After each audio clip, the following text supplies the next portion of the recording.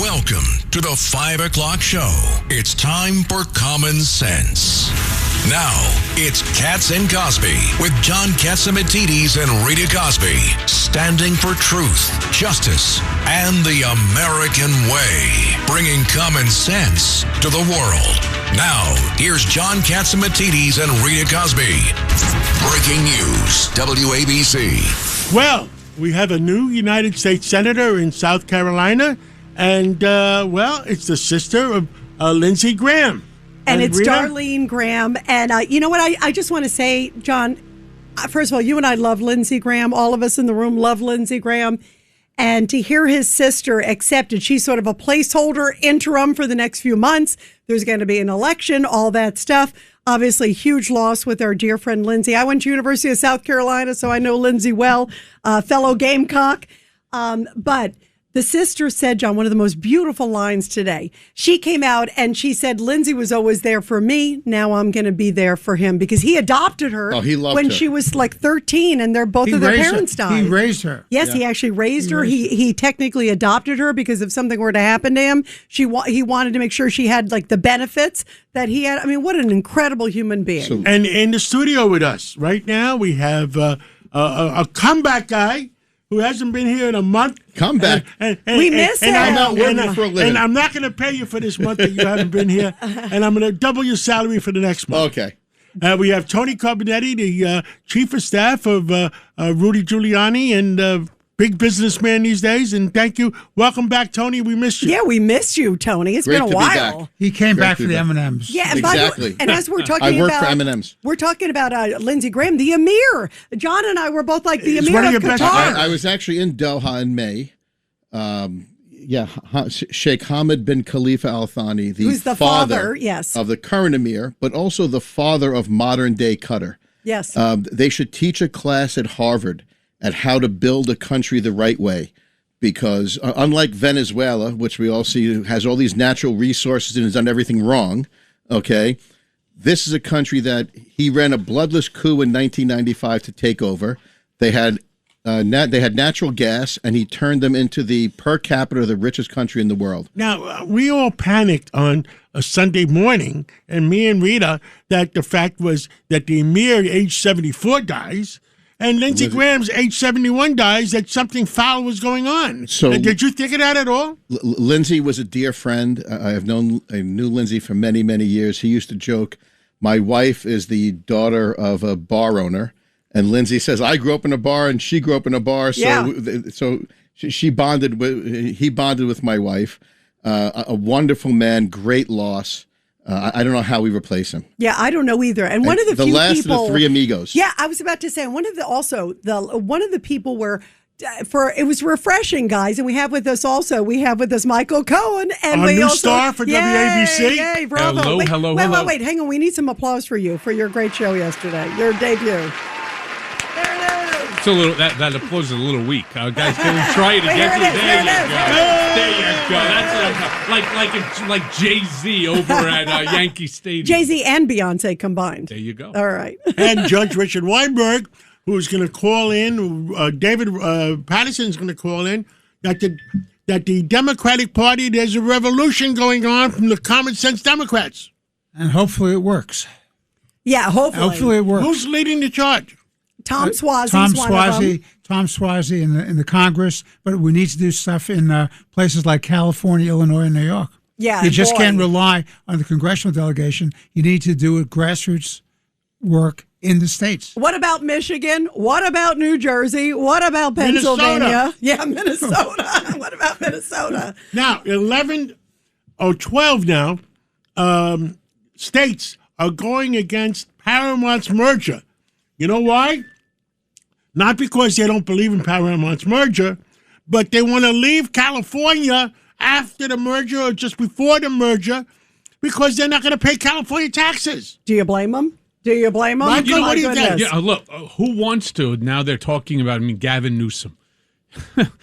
Let's be serious. Now you're going to impose a billionaire tax. Everybody has basically left New York because New York has become completely unaffordable between city, state, and federal. And now with Mondani and every nonsense that he's doing, Gavin Newsom's idea of taxing every billionaire by X amount of dollars. It's the stupidest move because here's the problem. And he wants to make it national. Yeah, he wants to make it national. Good for him. But here's the biggest including problem. Tennessee. I think the UK did that. Yeah, they did, and it didn't work for them, and it's not going to work in America Yeah, how either. did it work Didn't there? work, didn't work in France either. And here's the reason why. When you start now turning around and taxing people in a state, you have the opportunity in America to move to another state. And if you don't like that, you can actually move out of the country if you really want to a place because you're financially capable of doing it. They did that here in New York. Every billionaire. By the way, did you see the headlines? Yes. To Florida. The headlines just now at 3 o'clock, the New York Post. Right. With all No, John, I was busy doing some work for you. With all the new taxes in New York City, $11 billion of taxable income has left. Is that the exact? Yeah, that is I went to is Palm correct. Beach, You're Florida. right.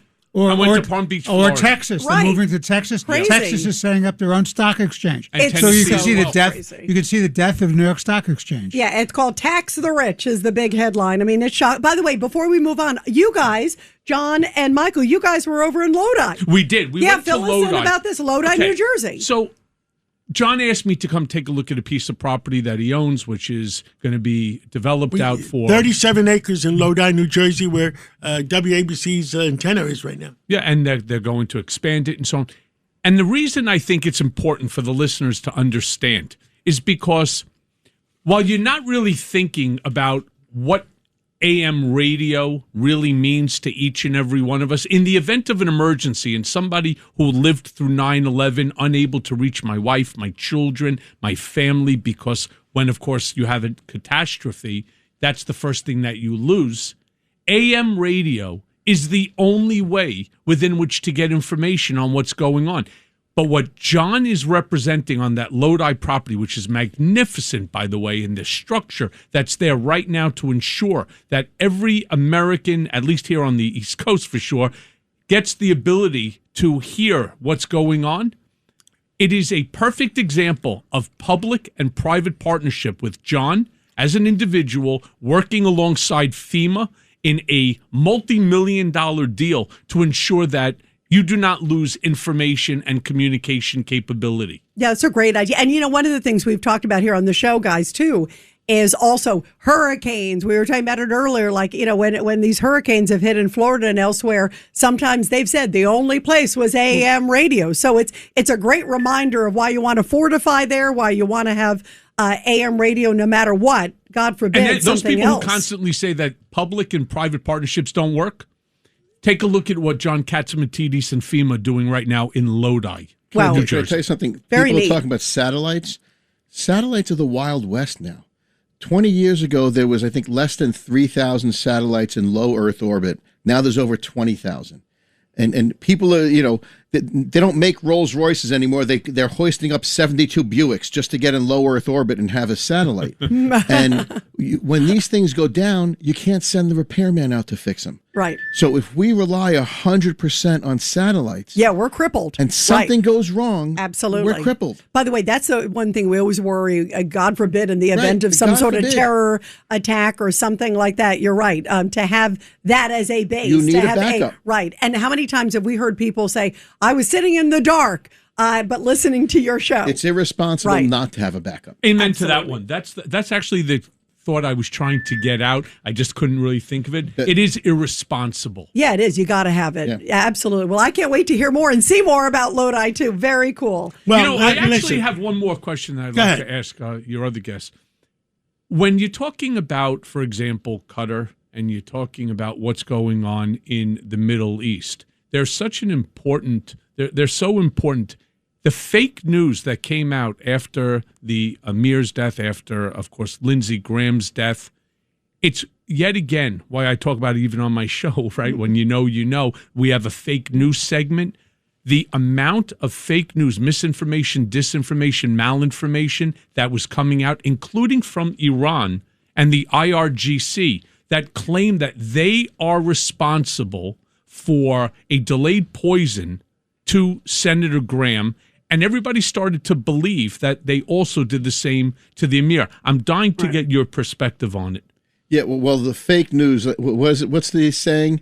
The fake news gets around the world in a minute, and before the truth gets out of bed or something, right? I think it's before you get a chance to put your shoes on. Exactly. So the emir was sickly and in failing health, and may he rest in peace. And Lindsay, they came out and said had a heart issue. Yes, but they can take credit for the sun coming up tomorrow. Right, Iran. They didn't kill Lindsey Graham. They didn't kill the emir. They're not.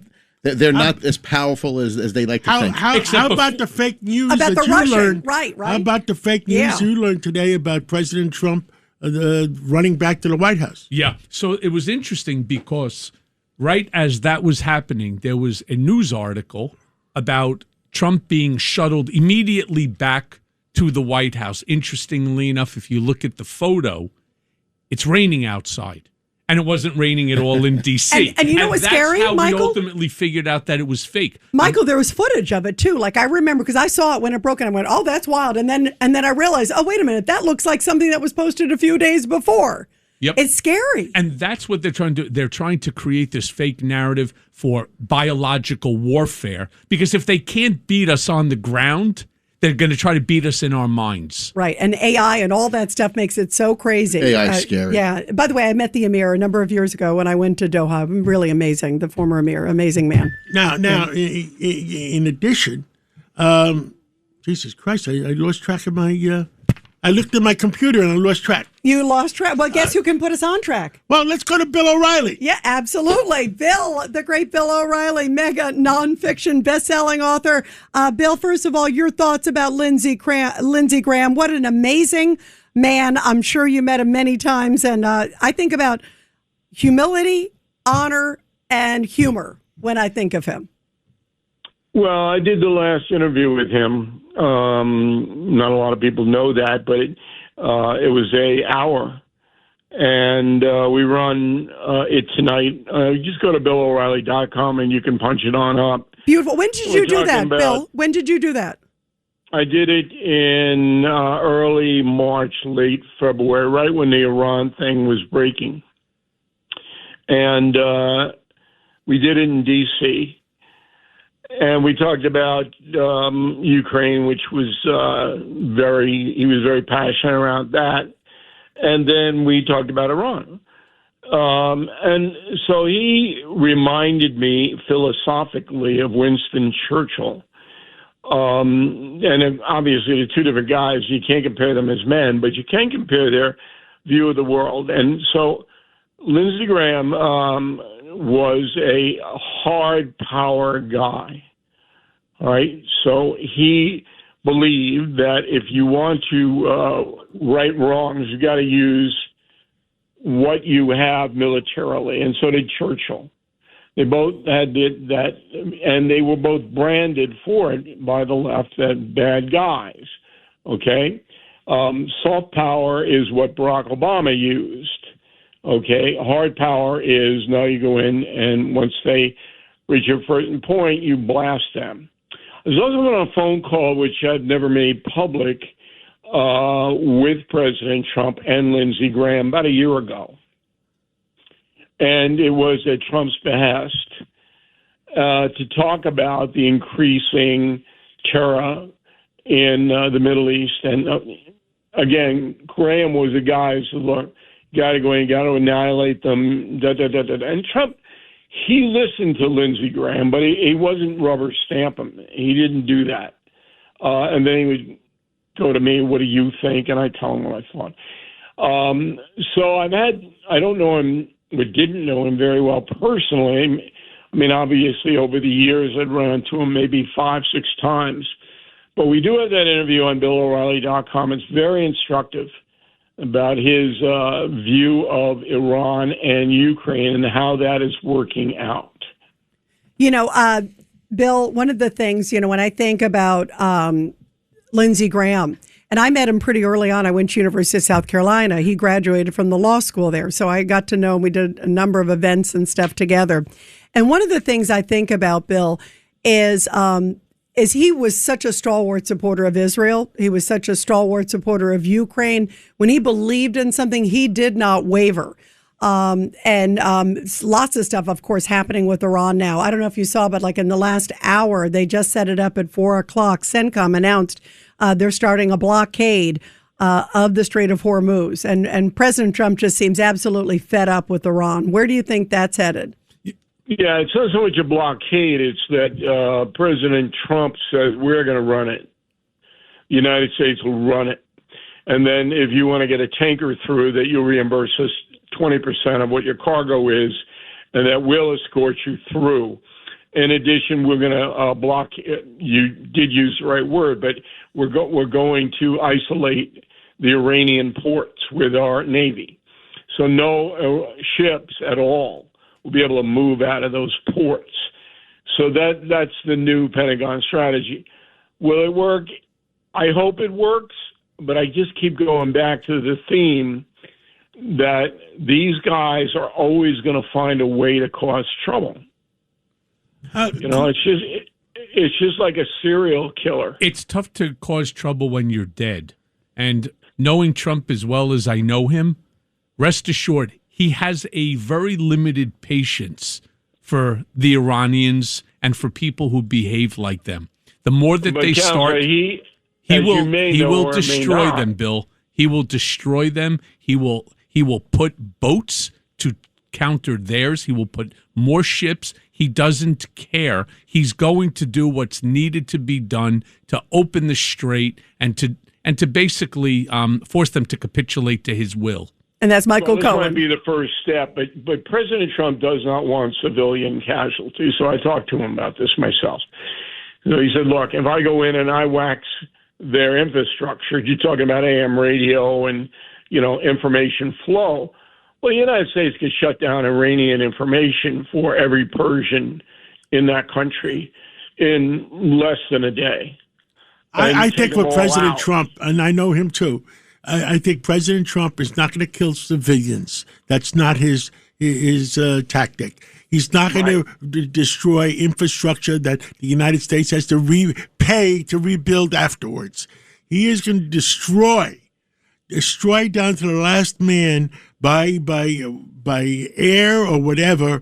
The IRGC. Yeah, right? Thank you, Rita. See, the IRGC. How well do I know? I got a phobia against saying that.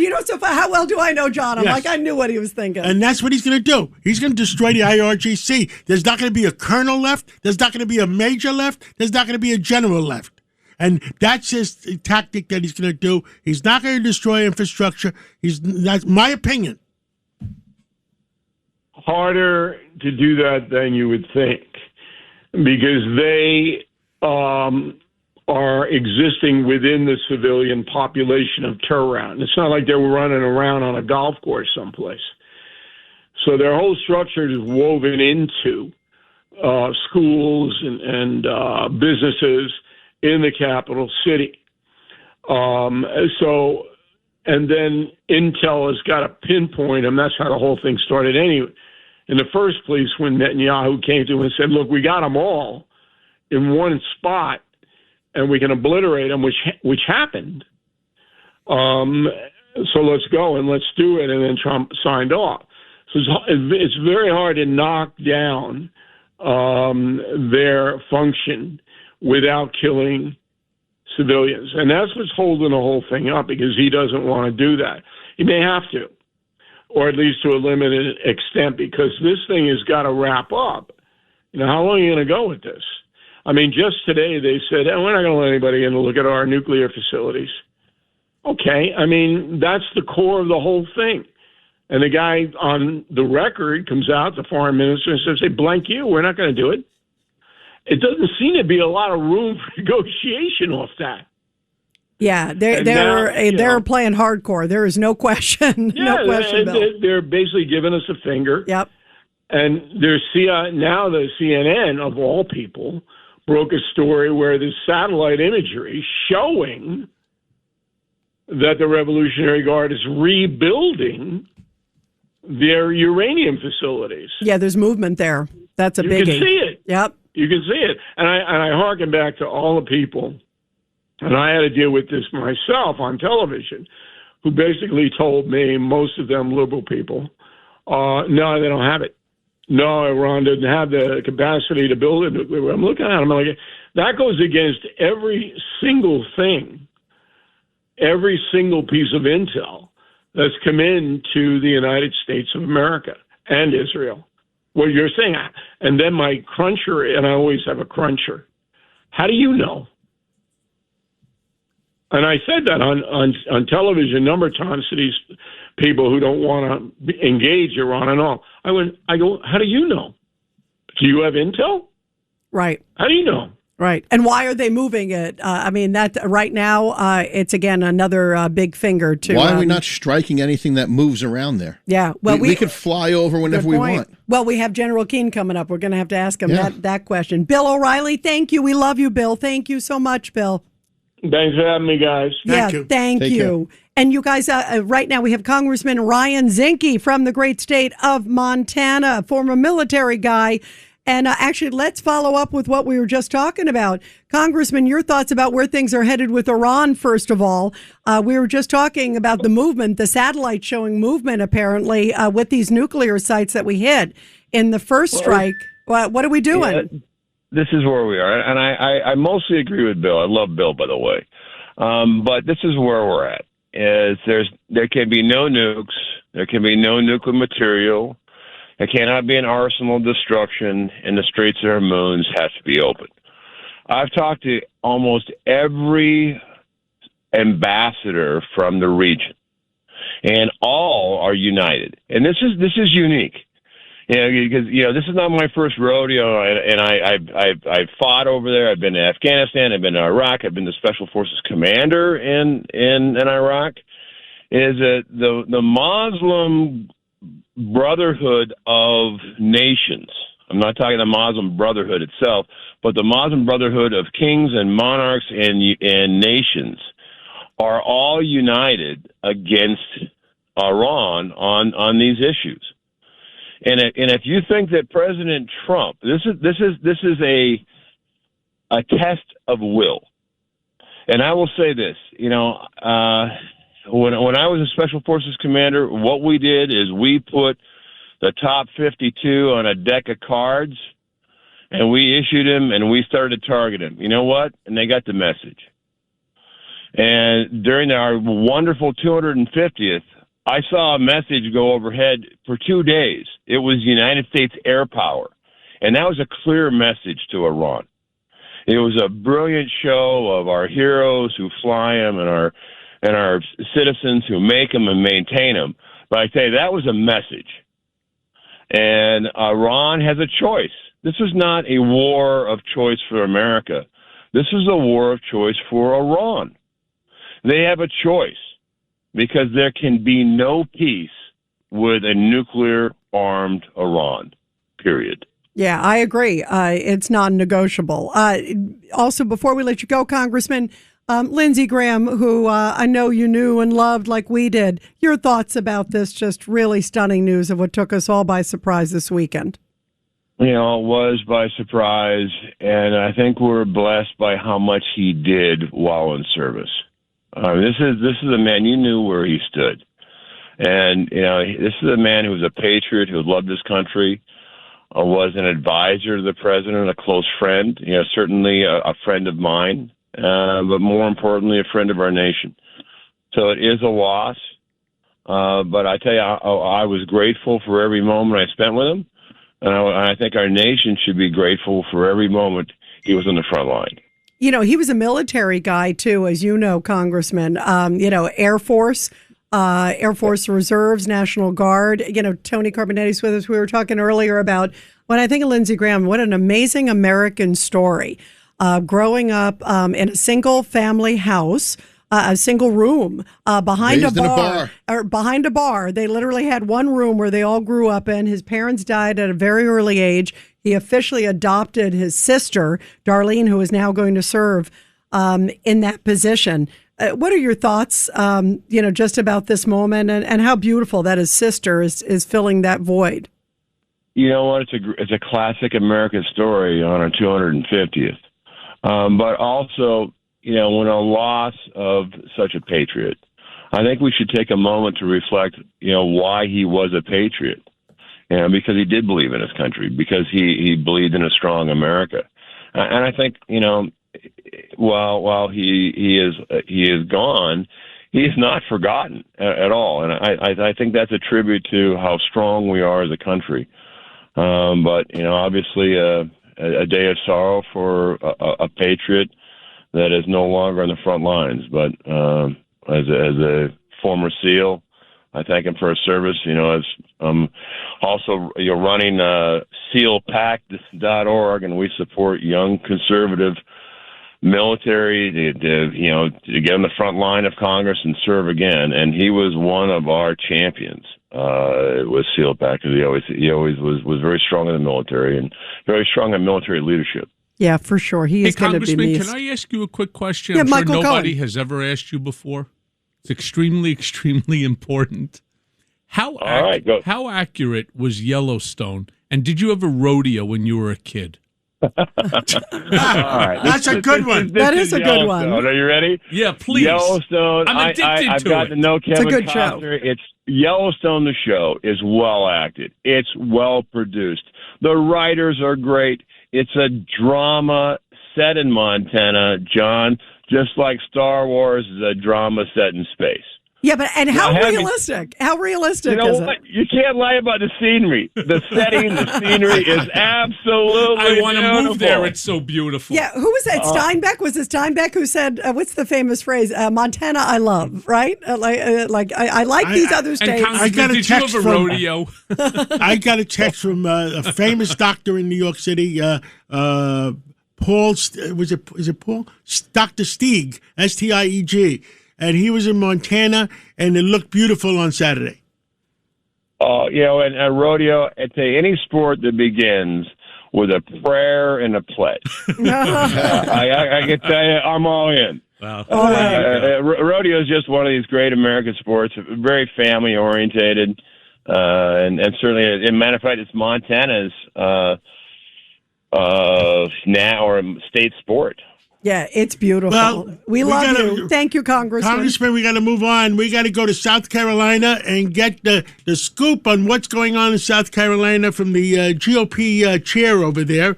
And his name is what? Drew McKissick, who's coming up, and he's joining us after the break. Congressman, thank you so much. And we're going to come. We're going to come to guys. Montana real soon. Yeah, big sky or bust. Thank you, Congressman. And we'll be right back, John. We're going to go to South Carolina. Sense recap of the day's biggest stories. It's John Catsimatidis and Rita Cosby. Cats and Cosby on 77 WABC. Breaking news, WABC. Well, we're going to South Carolina, and there's some breaking news. There's a new U.S. Senator in South Carolina, and to talk about it, we have the GOP chairman of South Carolina. And you want to bring him in, Rita? Sure. Let's go to Chairman Drew McKissick. And Mr. Chairman, it's great to have you. By the way, I'm a Gamecock. I went to University of South Carolina, so I love Lindsay as well as all of us here. Your thoughts about this new news that just came in that his sister, how beautiful, is going to be filling the seat that the governor, Henry McMaster, just appointed her. She did, or he did, and look, I think it's ideal. I mean, obviously, great tribute to Lindsay, and who essentially raised his sister. If you're familiar with his story, but more importantly, you're looking at what you would refer to as a caretaker position. So someone who's going to fill the seat, but who's not running for the seat. So she can dedicate all her time to the Senate. They've got a lot of important votes coming up and so forth. So you don't want someone who's out on the campaign trail also trying to campaign for the job. So she'll fill the rest of the term through January. And then in the meantime, we will, work to see who our nominee for the full 6-year term will be here within the next month. Mr. Chairman, it's Tony Carbonetti. My very first visit to South Carolina, there was a gentleman that had your job named Henry McMaster. Yes, sir. I know what's happened to him since. He's now your governor. Any chance he throws his hat in the ring? Yeah, I don't believe so. I haven't heard that, but there's a lot of stuff going around, a lot of people talking about doing a lot of things. I mean, I think he's probably looking to, finish out as the longest serving governor in the history of South Carolina and have that be the crown on his career. But you never know. And, to that point, Mr. Chairman, I've seen a lot of people over the last few days. Nancy Mace is another name that's out there. There's a whole bunch of others. Who do you think's going to be in the hopper? I mean, how many names might be in the hopper? Well, look, it's an open U.S. Senate seat for a full 6-year term. So obviously that draws a lot of interest. And we've got candidates who ran to begin with against Lindsey in the primary. We've got candidates who ran for governor and did not win the nomination for governor, and then maybe some others. So could be a lot. Then again, you might see Donald Trump jump up and sort of trying to help clear the field early and endorse somebody. That wouldn't surprise me either, because we're dealing with a very short runway here. Filing for this seat will open a week from tomorrow. It will last for a week. Filing will close then on the 28th. Our primary will be August the 11th. So it's going to be an extremely short primary. So that lends itself to people who already have, established relationships within the party, local parties around the state, good name ID, good access to fundraising, that kind of thing. And then a potential runoff, if necessary, would happen on August 25th. So August is going to be very busy for us, no doubt about it. Mr. Chairman, none of us really know Lindsey Graham's sister. Does she have a good voice? Is she capable of running the election in case the president says to her that we want you to run for the full 6 years? Well, I think that's part of the deal here, is that she is not interested in being a candidate. She just wants to fill the rest of this term while the campaigning goes on, amongst all of the other hats, as we just talked about, that are probably going to get thrown into the ring. But I think she's definitely someone you could count on to follow in Lindsey's footsteps in terms of policy and where he's going to be on a lot of the legislation that he was working on over the course of recent months. To make sure that we keep that vote in our column on those important issues as they come forward. I mean, Lindsey will be the first one to tell you the business of the Senate has to go on. And his sister's fully capable of making sure that happens. Mr. Chairman, anything else you want to tell the American people? We got a couple million people listening, possibly. And what would you want to say? I mean, look, the bottom line when it comes to campaigns at any level, and we think about this short runway we've got for a Senate seat and so forth, the bottom line is that you can't change policy if you don't win. Losers don't make policy. You got to win. The guy who lost, they don't get a phone call about, what the tax rates ought to be. We got to win races. And that means we need people to get engaged and get involved. Pick a candidate, help them out, work for them, knock doors for them, make phone calls for them, write them a check. If you complain about tax rates or whatever issue you complain about, you need someone to help change policy. That means you need to get involved in elections. That's the biggest takeaway I think we can have from this and all the races we have going on this year. Absolutely, and boy, whoever replaces Lindsey Graham, he's irreplaceable. I mean, he was such an amazing man. Absolutely. Well, our thoughts and prayers are with you, everybody there in South Carolina. We love Lindsey, and thank you so much, Mr. Chairman Drew McKissick. Thank you. Yes, ma'am, and go Gamecocks. Yes, absolutely. How are we doing, by the way? Are we doing okay? What's the latest? Yeah. We'll see. I know. I was worried about that. All right. Okay, we got to go to a break, and we're going to come back with the top news of the day. Yep, and here it is. You got it now? Let's do it. Let's do it. It's the top news of the day. Here's Rita Cosby. And, John, as we were just talking about, President Trump says he is reinstating the blockade of the Strait of Hormuz. That went into effect. It was scheduled just about an hour and a half ago. In a post on Truth Social, Trump said the strait is open and they are only stopping Iran ships and customers from entering or leaving. And we were talking about Yellowstone before. Here's a story from Yellowstone. It's a wild one.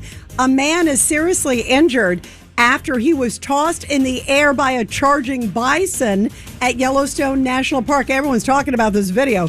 The man was walking with his grandson at a campground when the bison suddenly headbutted him, sending him flying many feet in the air. It was all captured on video. The bison also charged at a group of kids before a photographer stepped in to try and distract the animal. The victim complained of a lot of pain, but is said to be doing okay. Isn't that amazing, John? That's amazing. Wow. Rita, let's take a break, and let's call General Keane to talk to us about the Strait of Hormuz right after the break. Oh, perfect. Good timing. Good timing. On July 16th, The Hawk lands on Netflix. From the mind of Will Ferrell. Oh, mama, I'm back. Comes a new original series. Get ready, get ready. That's it. Did I stutter? When an iconic pro golfer Lonnie, Hawkeye! takes one last swing at greatness. You were a big shot golfer. I still am a big shot golfer. No one Dad, I'm the Hawk now. will stand in his way. That's how it's done. The Hawk, only on Netflix, July 16th. Want to elevate your travel experience? Here's how. With a Delta SkyMiles Reserve American Express card, you can relax before your flight in the Delta Sky Club with up to 15 visits per medallion year. And now through July 15th, 2026, you can earn up to 125,000 bonus miles, so you're closer to your next adventure. The Delta SkyMiles Reserve card. Check out the new design at www.delta.com/Spotify. Minimum spending requirements and terms apply. We're commuting home with Katz and Cosby. Now here's John Catsimatidis and Rita Cosby on 77 WABC.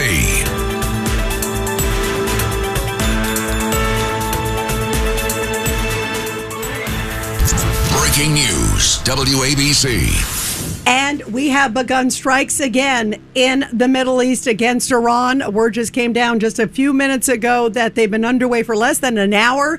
Also, a blockade now by the U.S. of the Strait of Hormuz. That went into effect about an hour and a half ago. So a lot of stuff happening over there.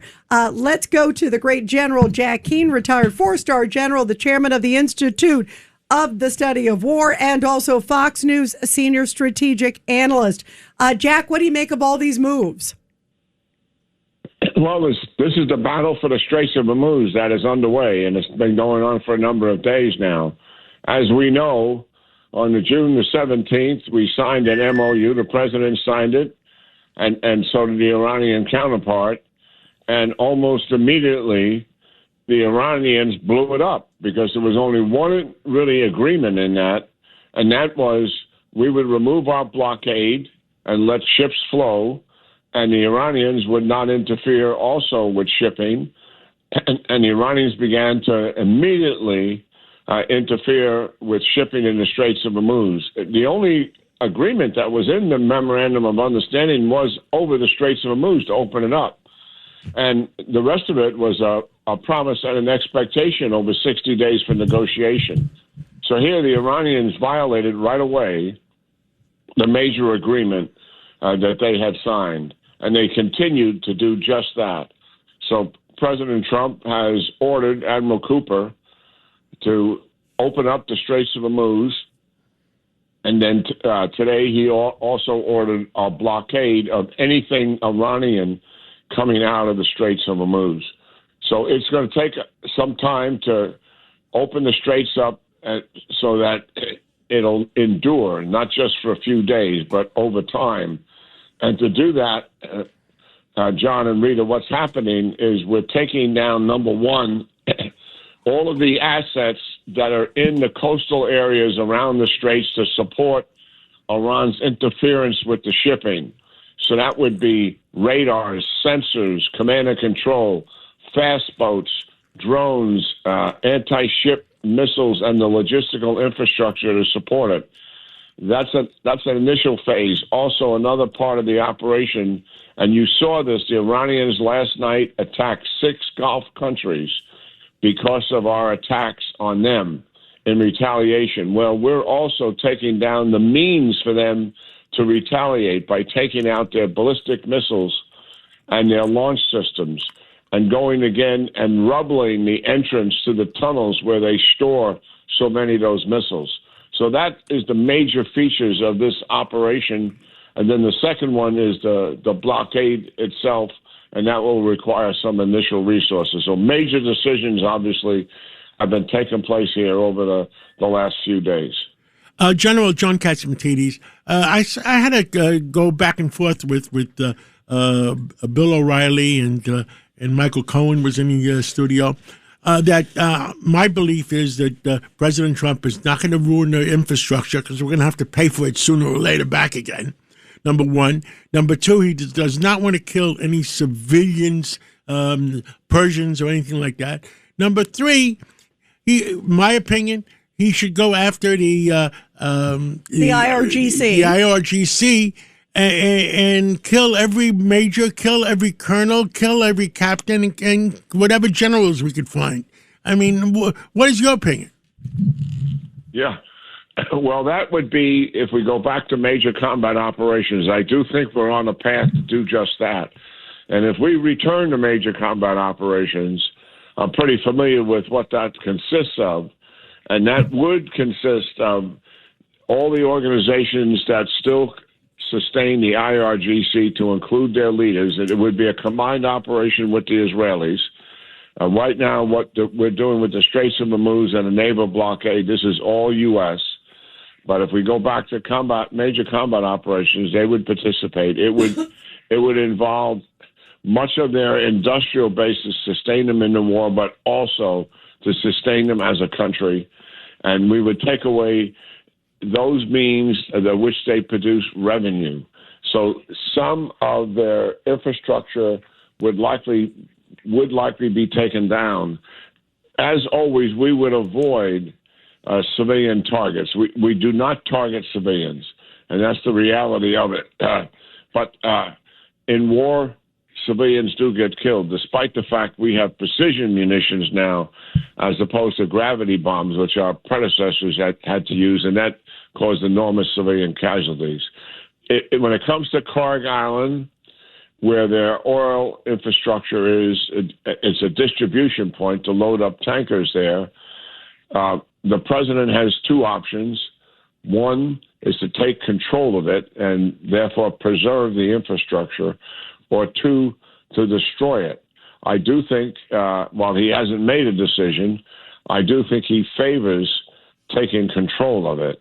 And that may indeed require the placement of some troops on the ground to do that. But we would only do that after major combat operations, all of our assigned targets are completed, to reduce the effectiveness of any retaliation against troops on the ground inside of Iraq, even though it's on an island.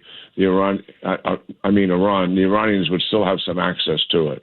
So that's kind of, I think, where we are. The president hasn't made that decision in terms of major combat operations. We have a speech coming up on Thursday to the American people. He hasn't told us what that's about. It may indeed be about Iran. It may indeed be just that. We'll have to wait and see. You know, Jack, we just have a few moments here, but one thing I thought was really interesting was they used a sea drone. It was the first time it's been used, I think, in U.S. warfare. And they took out a port.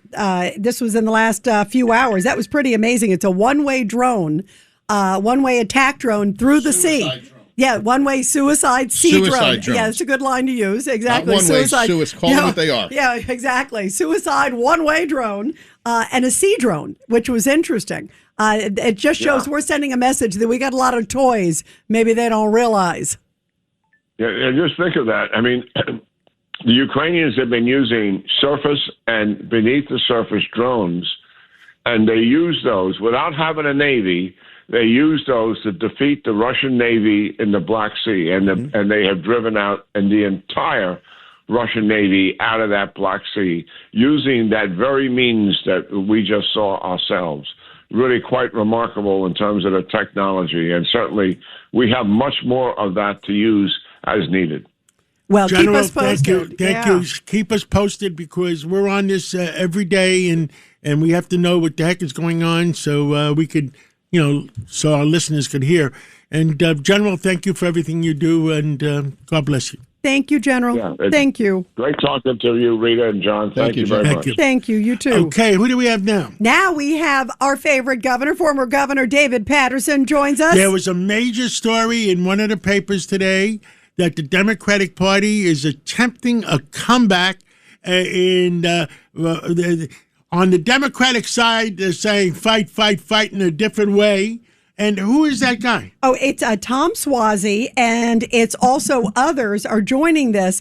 It's Congressman Adam Gray, who's a Democrat of California, and Suozzi. They organized what's called Promise to America. Now, Governor Patterson told us last week that he's organizing a group, and we have also our other big Democrat in the studio here. We have Judge Richard Weinberg. Governor Richard Weinberg, you want to discuss the situation? Yeah, so what do you think, Governor? Well, I think it was only a matter of time before Democrats around the country have awakened to what's happening to the party and how inevitably it's going to hurt the country. And even people who are Republicans, I think, should take note of what's going on here, where these individuals are coming in. They are running in Democratic primaries, as they did, but at the same time, they are identifying themselves as socialists. And anybody who really thinks socialism is a good idea should read the book Invisible Man by Ralph Ellison. After that book, you'll never think socialism is a big thing again, because he completely explains what happens when the socialists took power at the end of that story. Let's go to Judge Weinberg. So Governor, I think you and I agree that this is a multi-level fight. You have to fight nationwide against this phenomena, the Democratic Socialist movement. Yeah, it's not just a local issue. That's right. But you also have to have the local infrastructure to fight it district by district, city by city, county by county, state by state. So you have to really take this on, because they have the momentum, they have the money, they have the organization, and they have these young people who have no knowledge of history or economics or really public policy buying it. Your thoughts, David? Exactly. I think we're going to tell the other side of the story to Democrats who, at this point, were kind of intoxicated with the wild, great ideas that they heard about. And that's what I'm going to fight. And you'll never guess who's going to help me. Who? Judge Weinberg, of course. Oh, there it is. The governor and I are a tag team. Okay, Tony Carbonetti, you have your 2 cents. As a Republican governor, I really hope you win your party back, because I enjoy having intelligent debates with Democrats. You cannot even have a short conversation with these crazy socialists. Now, let me ask you a question before anybody else asks a question, because it's an important question. So the socialists going to go in and kill Tom Suozzi? I don't think. You don't mean physically, you mean politically. Yeah, politically. Yes, that's what I mean, politically. Yeah, like do a primary, exactly, like they've done with others, where they've politically done. The primaries are over for Suozzi. Okay, so they'll just put a target on his back for 2 years. The problem is right now, I'm looking at this list. John was like, who's on the list? And I wish I could say more names, but I'm seeing Tom Suozzi and Congressman Adam Gray from California. And they're all afraid. Right. Thank goodness there's the courage of Judge Weinberg and Governor Patterson, but we need some more courageous souls. They're all afraid. Well, I'm planning on, rather quietly having a Zoom on Thursday with a number of Democrats, some of them not from New York. And we're just going to, do what I think the Republican Party would do if this was happening to them. We're going to weed out the negative, and we are going to get the principles of the party. We should be talking about poor housing. We should be talking about crime in neighborhoods. We should be talking about all these other issues, and we have to talk about these people who act like once they get into power, it's going to be great, and it will not be. Governor, we had our Tea Party issue. We had to sit down with them and come to a meeting of the minds, because it was costing us general elections. The Tea Party was winning primaries, and those people would end up losing the general. That's not happening in the Democratic Party, because they're taking Democratic seats. Yeah, they're scared of them. So they're actually winning in November. It hasn't cost you a seat yet. That's why they're amassing all this power. It was kind of interesting how when Joe Biden was running for president in 2020, they had this meeting with Bernie Sanders. And when it came away from the meeting, Bernie Sanders had more power in the administration than anyone, including the vice president. And this went on for 4 years. And that isn't that Joe Biden was such a bad person, but he was an afraid person and didn't do anything when a lot of these issues we're dealing with now were coming to a fore at that point. Bernie has 28 to 32% of any Democratic primary if he were to run for president. He's going to hand the mantle off to AOC. And in a 5, 6, 7, 8 person now that race, Graham Plattner's not in the race, she wins every. She's going to be the Democratic nominee. I agree. Sadly, Simply I agree on numbers. I agree. Sadly, there's no more super delegates. Yep. She will win. If you have a 7-person race, she wins. And there are now other folks in there. She's the nominee. And you look at as the governor and the judge and everybody knows. Look at all the people that won in the primaries in very safe blue seats. They seem to be going primarily, other than Michigan and some other places. The biggest mistake the Democratic Party opened the door. ever made is they allowed Bernie Sanders to go in and contest Hillary Clinton. They had no business being in. They had no business being in the Democratic Party's processes at all. Yeah, you're saying they should have set another party at that point. Yeah, yes. that's right. You want to run as a third party? You want to run as socialist, but you're not Democrats, and don't act like you're Democrats because you're not. Governor Patterson, final thoughts.